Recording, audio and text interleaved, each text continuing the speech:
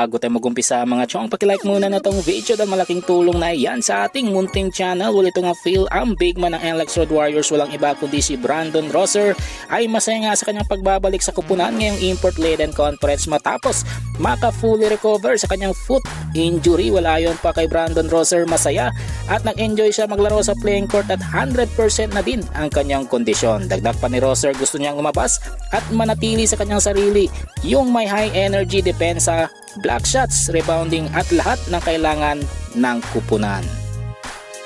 Ibang balita, punta naman tayo sa Wonder Boy na Northport Batang Pier na si Kate Flores na nabigyan agad ng playing time ni Coach Bonitan kahit pa isa ito sa mga rookies ng kupunan. Wala yung pasal court pamilya na si Coach Bonitan sa Phil Australian player na nakalaban on sa NCAA kung saan naging isang champion coach itong si Coach Boni. Para naman kay Kate Flores ay sinabi nito na nasurpresa sa quality minutes na kanyang nakuha at iniisip niya ito ay dahil sa kanyang intensity, depensa at rebounding. Well, panguli sa ating balita mga chong, patungkol naman sa vocal coach ng Rain or Shine Last of Painters, walang iba kundi si Coach Yeng Yao na umaasa sa kanyang kupunan despite sa sunod-sunod na pakatalo ngayong conference. Well, ayon pa kay Coach Yeng Yao, umaasa siya sa kanyang kupunan dahil sa kanyang mga local players na step up ngayong conference. Kaya naman malaki ang tsansa na makapag-compete sila pagdating ng All-Filipino Conference. So good luck na naman sa kampanya ng Rain or Shine ngayong import-laden conference. Well mga chong, nandito na lang ang ating balitang PBA at syempre